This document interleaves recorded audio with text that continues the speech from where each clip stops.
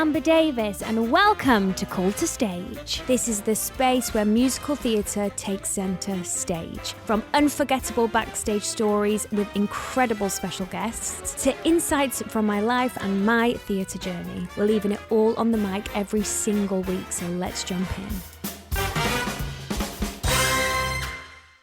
Hi guys, welcome back to Call to Stage with me, Amber Davies, and the insanely talented John McCrea. Hello. Hello. How are you doing? Good, how are you? We're pretending we haven't just done this catch up, but we have. Guys, it's so hard for me before a podcast because I feel like I come over a bit rude because I tend to not ask, like I just go, hi, are you okay? Yeah. Because I have to save everything for this to be organic. Yeah. Do you know what I mean? Otherwise we have to have the conversation all again. Yeah. Well, it's just fine. Yeah. We don't mind. We don't mind. How are you? I'm very, very well. Yeah, it's a beautiful day here in London, It and I'm is. excited to hopefully get into a bit of springtime. I know. I'm over it. Yeah. Although the temperature has risen, Yeah. I think. It was warm on the way here. Yeah, me too. We're literally talking about the weather. Yeah. That's Brits for you. Okay, first things first. Yeah. Pick any job you've ever done. Mm. Have you had any interesting pre-show rituals? Yes, I'm an early bird, and so I used to get to Jamie at 4:00. Flipping out. Yeah, and then at 10 a.m. on a two-show day. What? Yeah, I don't know what. I worked with someone who couldn't be in the building, couldn't physically be in the theatre we were in until the half because she got really anxious. Okay. And I think in a way, that's why I got there early, was to sort of acclimate to my surroundings. And Yeah. this is only if I have my own dressing room, which sounds really bougie, but like that you get a space of your own. I don't mind chilling in it. Yeah. But if I was sharing, I'd probably leave it a bit later. But it's kind of like when you walk into the building, when you sit in your dressing room, you're in that world then, aren't you? And the intercom's on, you're hearing the people come in, and it's like, ooh. 10 a.m. though on a double. Yeah, but there was something lovely about walking through Soho on a Saturday morning when there was no one there. For me, it was the cleanest it was ever going to be that day, you know? Your life's really put together. It seems that way, but it's not. I just... I think I'm still asleep at 10 o'clock. Really? See, I can go home and literally fall into bed after a show. I don't need to wind down. What time does your body clock normally wake you up? About 5:30. No. Yeah. You're one of those. I'm one of those. But I'm not like, people. oh, yeah, I'm going to go out and go for a run. I'm just like up and like, okay, well, I've got to wait for at least 4 hours before the world gets going. Well, do you know the most successful people in the world wake up between 5 and 6 a.m. or 4 and 6 a.m.? Do they? Yeah, so God, well done you, darling. Thank you. Any day now. It's going to happen. Yeah. Can I just say, you have a really, really popular name. John. Yeah, no, John McCrea. Oh yeah, there's a couple. There's a singer and a comic book artist. Yeah. Also, there was like an old ancient, soldier. Yes, Joel McCrea. Oh, Joel Canadian. McCrea. He wrote Flanders and Fields. But He comes up on John McCrea. Yeah, there's a and it was my dad's name and his dad's name and his dad's name and his dad's name. So I'm sure we're all probably related somehow. Yeah. Interesting. I loved that. Yeah. I was like, wow, there's a few of you. Yeah. Yeah, because I think Joel in some places is a variation of John, just like Jack is. So, yeah. That's why he came up. Yeah. I just thought, I'm not interviewing him tomorrow. Yeah. No, he's dead. He's dead. You trained at Sylvia and Conti. Yes, rivaling houses, two households. Yeah, exactly. But I went to Conti's for college. Although I say that, I mean, I spent about 3 years sort of smoking behind the building and not really doing a lot of Were you work. a naughty boy? I wasn't naughty. I was just not very motivated. Wow. I think there was too much dance involved for me, and Okay. I don't really like it, and I'm not very good at it. So I used to just skip a lot of classes, and then sort of towards the end of my training, I started going to I had a wonderful drama teacher called Ada who used to let me into her classes even though I wasn't supposed to be there, which was nice. Oh, so I did sort of get there in the end, but I wasted a lot of time, I think. And how old were you when you started Sylvia? Very young. It's 12, yeah. What made you go to Sylvia? Well, I was working before that, and I was going to a normal school. I did Chitty Chitty Bang Bang. Yes, at the Palladium. Yes.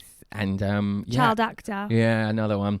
And and I just met all these kids that went to this amazing sounding school, and I just said, "Can I go there?" to my parents, and they were like, "Oh, okay, well."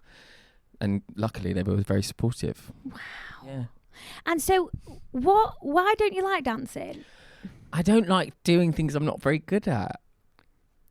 You were Jamie. No, I know, but this is going to sound boastful, but when you're in the middle, you can afford to sort of not look very uniform.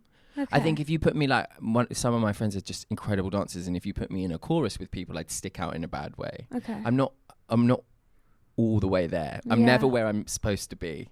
Once I had a teacher so what did he say? He said he stopped us mid-class. This is why I stopped going. And he was like, John, you're like a child colouring outside the lines. You know you shouldn't do it, but you do it anyway. Oh. And he also said, this was at college, so I wasn't actually a child, so I could take it on the chin. But he also said, it's like you have a seizure and you just come to after the routine's finished. And I was like, that's literally how it feels. Really? Yeah. So yeah. I'm just thinking of little John. Yeah. But do you know what? This is a really interesting conversation, because I think some people assume that you have to be like a strong triple threat to be in this industry, and you don't. No, you can. I think everyone's got I mean, I know some amazing people that are annoyingly good at all three. Yeah. But most people have like something, and I think it usually stems from like the passion that they have for that one thing. I don't really have a passion for dance. No. The tough thing about the industry, especially musical theatre, is a lot of the time you have to do the dancing first. I know. And if it's not your... I don't think I've ever been to a dance school though, so I'm lucky. Have you not? No. You've never had your dance called Cherry Pop? No. I think I knew to avoid it. Agents know. Yeah. Don't even bother. Yeah, and I was already... I did have to do one dance call for Jamie, but I'd already got the part. Okay. So they were just sort of putting me in the room with the other other people to see like if we all looked to the same age. Yeah. I remember getting an audition once for a tap call. It was literally last year, and I said, I'm going to have to go with no, but thank you for the offer. Yeah. I'm not doing a 2.5 hour tap call. I don't even have tap shoes. Either do would I. Who does? I don't know. Do you remember when you left college and they told you all the things you needed to buy and have? Why? I actually still have my rep from college. I've never had a rep. Have you not? No. I'm like frantically Googling if I have to sing the night before. Like, see, this is what I mean. I'm not together. I've seen it. In some ways you are, in some ways you're not, but I kind of like that. Yeah, what am I doing? I'm getting up at 5:30. I could sort my rep out. Yeah. You can utilise those hours. Yeah, I know. I should. So let's talk about the play. Yes. Slippery. Can you tell me everything from start to finish? Yeah, I'll give you the rundown of the whole show, and then you won't have to see it. Yeah. It's a two-hander, and I'm working with a wonderful actor, Perry Williams, and it's a new play written by Louis Emmett Stern. And the concept is basically me and my ex, who haven't seen each other for 10 years. I have an accident and he has to pick me up from A&E. And then it's sort of an exploration of grief and loss and addiction. So, fun stuff. Wow. But it is very, very funny. But what's going to be exciting is that I have to cook a carbonara every night on stage. Yeah. With one hand, because I'm injured. Yeah, I love stuff like that. That is so character building. building. we've got a working kitchen on our set. Do you know how to cook a carbonara? I do. Or I'd never eat it because I don't like cheese. But I do know. I mean, luckily it's the simplest one to make. I think, right? Yeah. You cook Do you cook? I don't cook. No. Personally, no. But you could make make a carbonara. It's mixing, really. It's not. Yeah, I think I'd struggle with the al dente pasta. What struggle? How? Like, I think I'd either get it too soggy or too hard. Apparently you're supposed to, this is a cooking podcast now, apparently you're supposed to take it out like 3 minutes before the package says. So if it says 8 minutes, take it out 5 minutes and then cook it in like a sauce, yeah. Is that the tip? That apparently. Okay, I love that. But you've started rehearsals? Yeah, we started last week, so we're 1 week in. 1 week in, and how are you feeling? I'm nervous about... I was nervous about learning it because I've never been on stage with just one other person before, and it basically is like the play happens chronologically. There's no time jumps, and it's all set in one kitchen. It's self-explanatory. Yeah, so it's like basically I think it's about an hour and 10 minutes or something like that of just conversation. Oh wow! But my character's a bit scatty, so there's not always an obvious train of thought. And yes, but it's exciting, and but we're about a third of the way through. So if we've got 3 weeks rehearsal, God, you're way ahead. Do you think? Yeah, babe. All right. You're 3/4 of the way through after a week. No, 1/3. Oh, good luck. But yeah, exactly. But it's all in one kitchen, so there's not a whole lot of staging to remember. How do you what's your way of discovering somebody's bones? I think it's all about the other people you're acting with. Yeah. Yeah, and also like because I always found that very fascinating. I love going on with like understudies sometimes because you're like, well, this is completely different for me now. You know? But yeah, it's all in the script. If it's a good script, it's all there for you. You just have to sort of highlight it and put your. I think so. I think that like you always know when something is really well written because you don't have to do much. I have trouble like if it's an audition, if I can't learn it. If it's not going in, I'm like, oh, something's not, or it's just not meant to be in my voice. And or your body. Yeah. Your vocabulary. So how long is it on for again? It's running from March 17th to April 11th at the Omnibus Theatre in Clapham. Well, book your tickets, guys. Come and see That's slippery. I can't see it. No, that's all right. Because I'm on tour. You know the plot now, so. Yeah, I do. But if you could film it for me and send it to me, that'd be great. I'm sure there'll be an archive. Can you send me an archive? Starting a new business can be really intimidating. When I first started Call to Stage, I couldn't have predicted how much work goes into running an online business. Schedules, assets, logos, selling tickets, merch, and so on. It can feel super overwhelming at times, and every day seems like a new list of decisions that need to be made. And even when you're up and running, constantly growing a brand takes a lot of work and time, and your to-do list can easily begin to overtake your life if you don't have the right tools that can help you simplify everything and keep you on that track. For millions of businesses, the tool that we all wished we had discovered sooner is Shopify. Shopify is the platform behind millions of businesses around the world.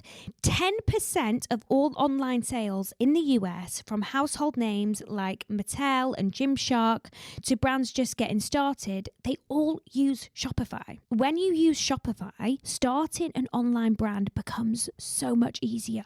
With hundreds of ready-to-use templates, Shopify helps you build a beautiful online store to match your brand style and aesthetic. It is also packed with helpful tools that help you accelerate your content creation, from helping you with descriptions, web page headlines, and even enhancing your photography for products you want to sell. Shopify can also be your marketing team. Easily create email and social media campaigns wherever your customers are scrolling. And best yet, Shopify is the expert for all things products, with world-class expertise in everything from managing inventory to international shipping to processing returns and beyond. If you're ready to sell and build your business, you're ready for Shopify. Turn your big idea into with Shopify on your side. Sign up for your £1 per month trial and start selling today at shopify.co.uk.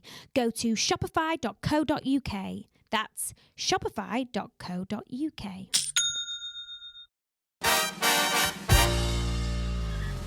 Let's go back to, because there's lots of things that I want to talk about. Obviously, I want to talk about Jamie. Yeah. You had an Olivier nom for that, and you won a WhatsOnStage Award. Yeah. You originated the role of Jamie. Yeah.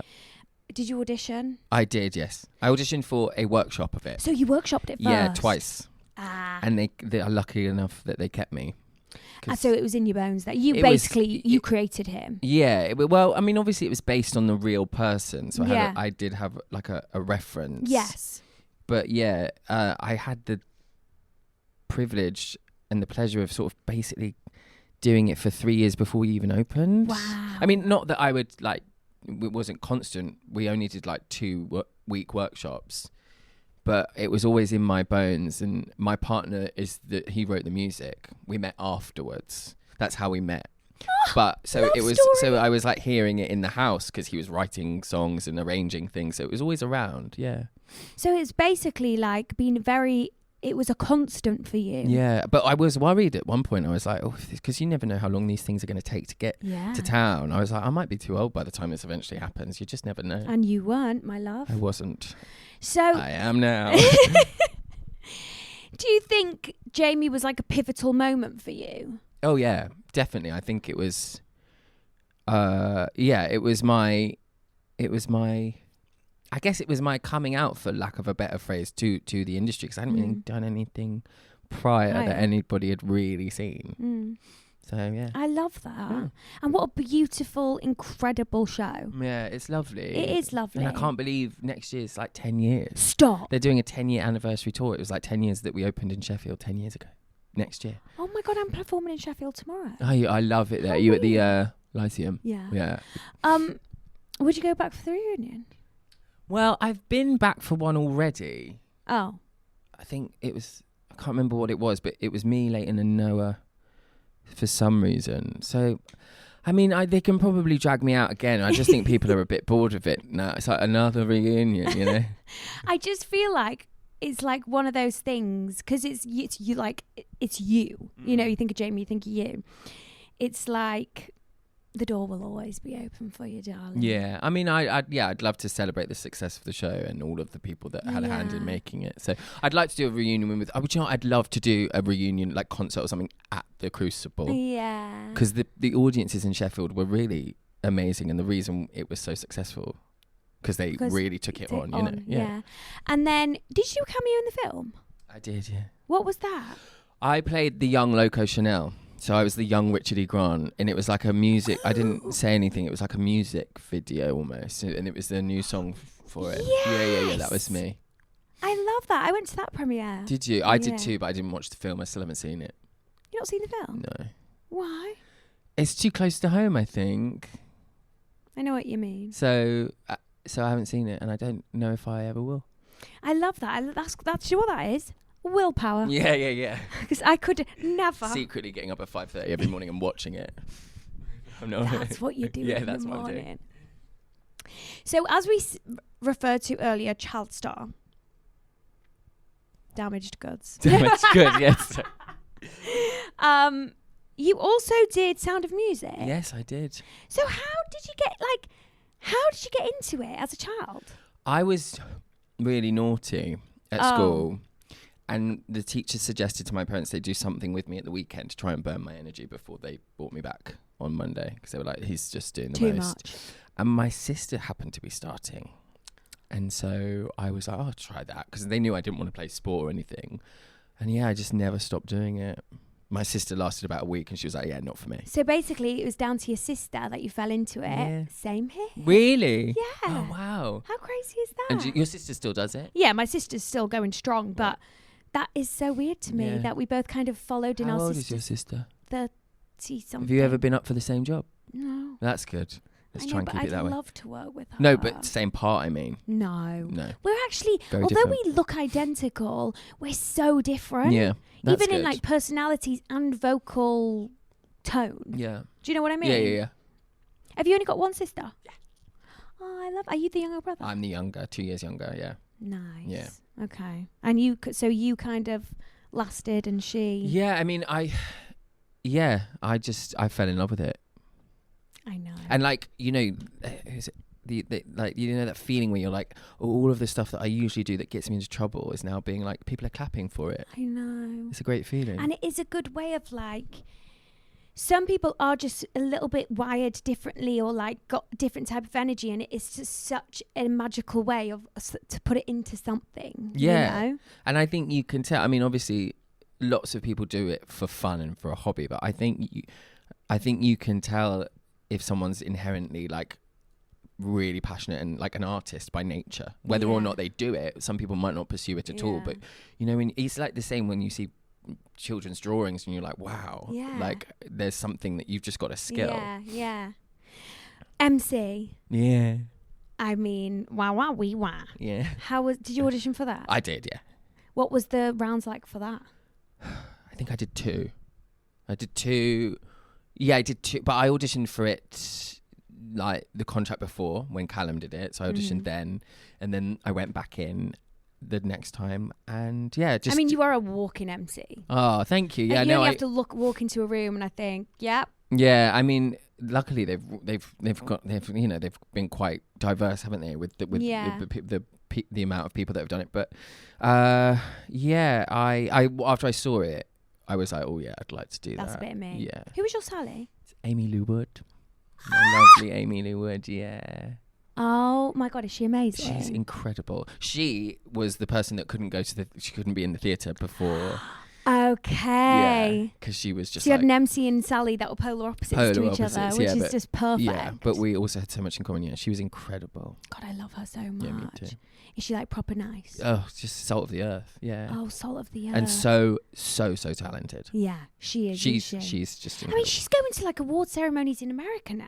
Yeah, for White Lotus. Yeah, that's yeah. Oh, love White Lotus. Yeah. Love, love, love. You played Max in Daddy in 2022. Yeah, That at the is Almeida. That to me, Daddy, is just the name of it. Like, that's got me written all Daddy, over it. a melodrama, it was called. And what was that about? It was about the art world and sort of religion. It was a Jeremy O. Harris play. And it was all set around a swimming pool. They built a swimming pool at the Almeida. You have done the coolest stuff. Yeah, no, that was the first job I did after Jamie at Jamie. the theatre, yeah. And then you went over to America. I did. I'd just come back. Yeah, well, I say just. I came back in December. I was there for 8 months. Yeah. Did you love it? Be honest. Because a lot of people have come on here and said that their time in America was lonely. Okay, that's exactly it. Yeah. That's exactly it.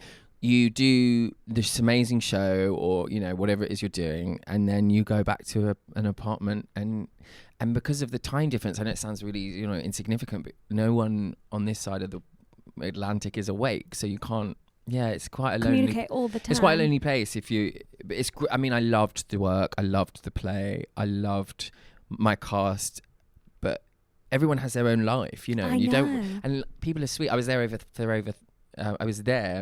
over Thanksgiving, and everyone was like, "You can come to mine if you want." And it was all just a bit like, "No, I don't want to." It's very sweet, but like might just make me lonelier. And if one more person suggested I go to an art gallery, like, well, how's that going to help me? I'll just be lonely in an art gallery. Like, I'm basically crying and being like, I'm so lonely. And they're like, have you thought about going to the Empire State Building? No, I haven't actually, weirdly. Did people come out and visit you? Yeah, Leighton came, my friend Jordan came, my partner came a couple of times. So yeah, I had, but sometimes that made it worse because then they'd go again. Yeah, I know. And the thing is what I find really interesting about Broadway, off Broadway, all that, is that you don't have a scheduled warm up. No. And I think that's really important for like getting the company to bond. Yeah, I love warm up. I used to go because I used to try and go to both of them at Cabaret because there was a prologue warm up and then a warm up. Yes. And otherwise you never see the prologue. No. So, but yeah. They you can just stroll in at the half, but because of the conceit of our play, you could see the dressing rooms from the audience. We were back, so we did have to be there half an hour before the half. Oh, okay. So that was quite nice because we were all just sat in a row and sort of like chatting and but yeah. Would you? Well, I guess I can't really say this now. I was going to say, would you go back over? But I think it's a bit like touring. At first, you're like, God, no, I'm never touring again. Yeah. And then time passes and you're like, well, actually. No, I would go back for and I'd do that play again in a heartbeat. What was the play about? Because you played Prince George. I did, yeah. I played an adult version of Prince George. It was sort of an exploration of what it would be like if we had like an openly gay heir to the throne. Wow. Yeah. And there was lots of sex and lots of nudity. Yeah, and drug use. It was not exactly like Disney. Well, moving on to Disney. Oh, wow. What a segue. I swear I didn't do that on purpose. Cruella. Yeah. You played Artie. I did, yes. And guys, listen to this. Artie is the first originally created openly gay character in a live-action Disney film. Yes. That's what I've been told, but I do think that headline happens every time there is one.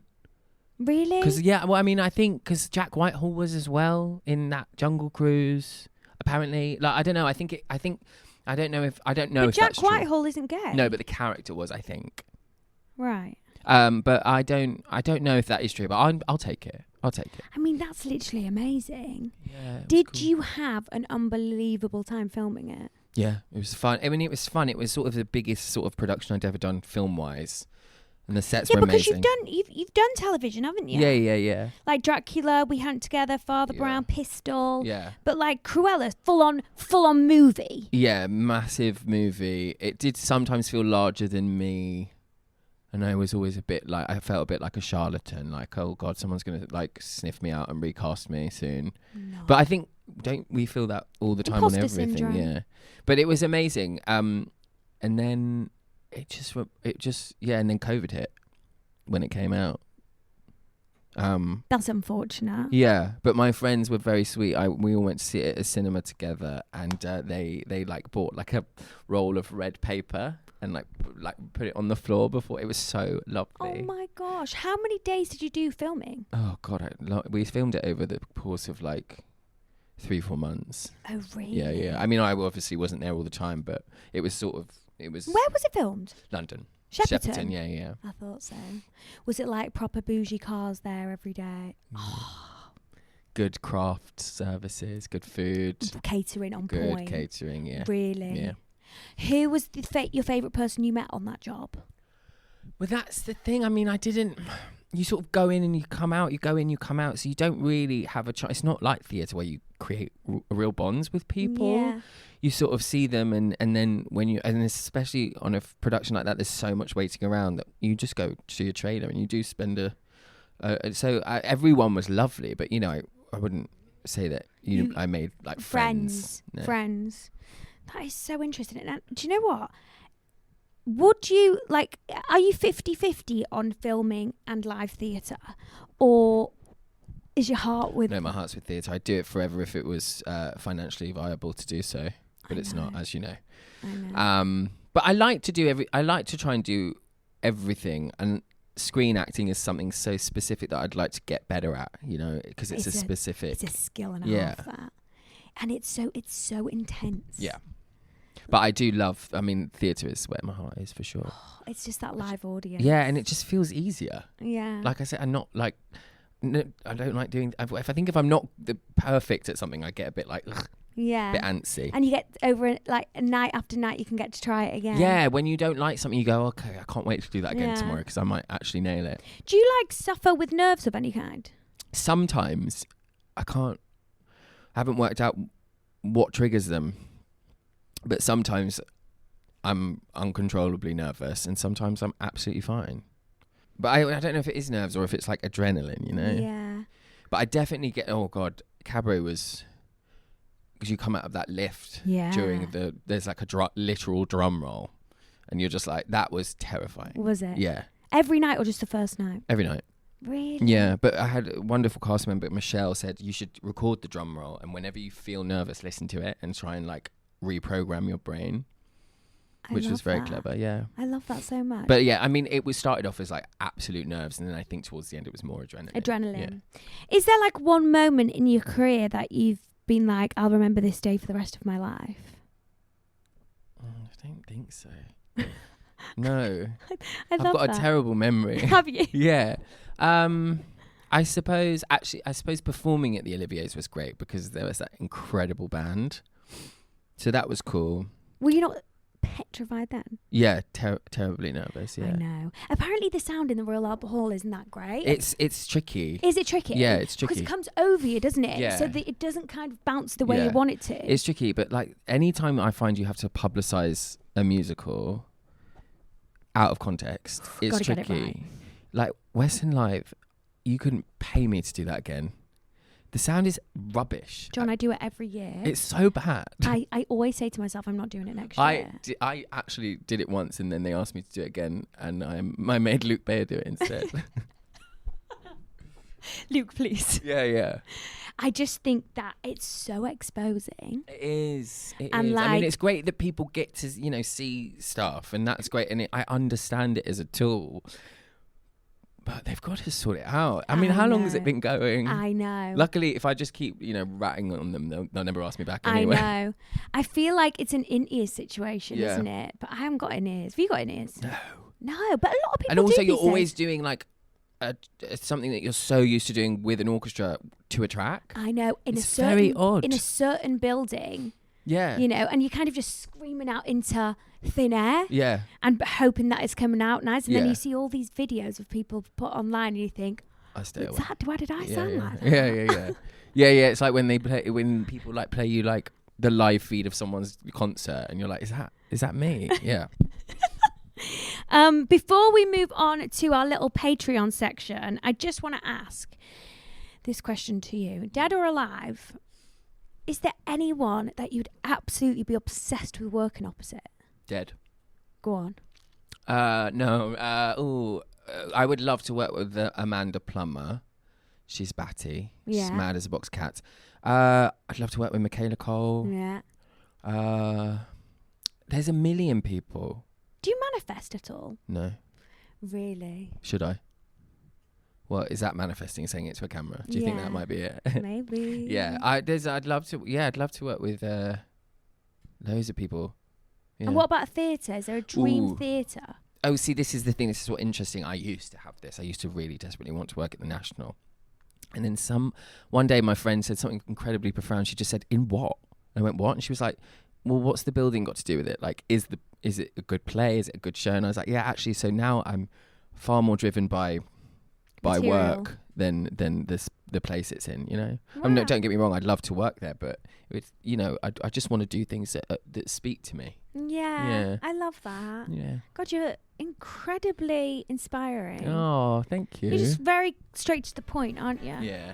Sometimes it bites me on the bum. Me too. Cheers. Guys, thank you so much. I'm going to be asking John some of the questions you've asked in the Patreon app. Bye-bye.